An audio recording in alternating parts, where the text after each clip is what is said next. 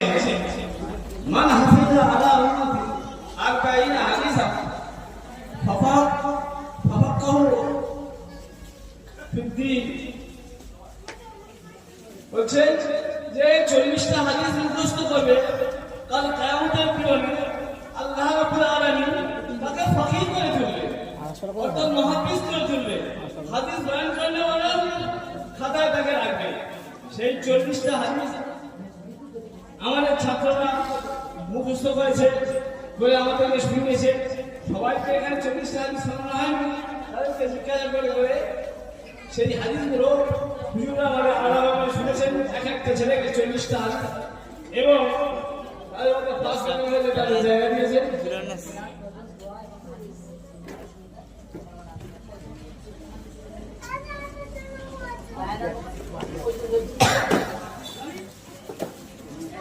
চল্লিশ হাদিসে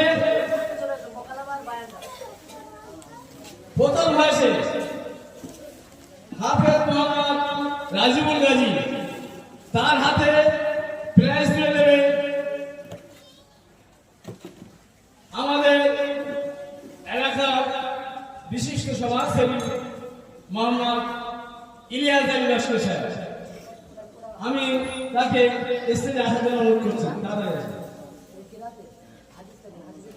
আমাদের আমির সাহেব, আপনি স্টেজে চলে আসেন।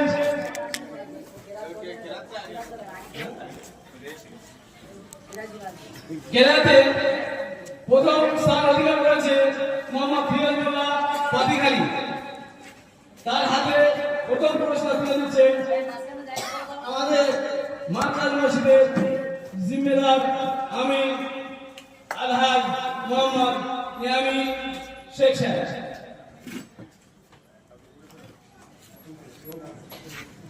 আমি বাইরে থেকে যে সমস্ত মেহমানরা এসেছে আমাদের কাছাকাছি চলে আসুন।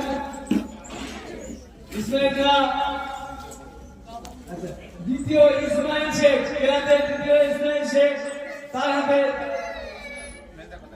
প্রাইজ তুলে দিচ্ছে।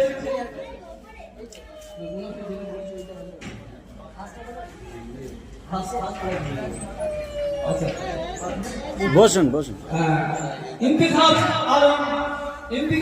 আলম বৈদ্য, উনি সেকেন্ড প্রাইজ দিচ্ছে।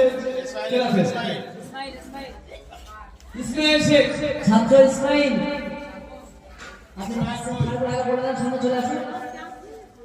সাদ্দাম হোসেন জামতলা, তার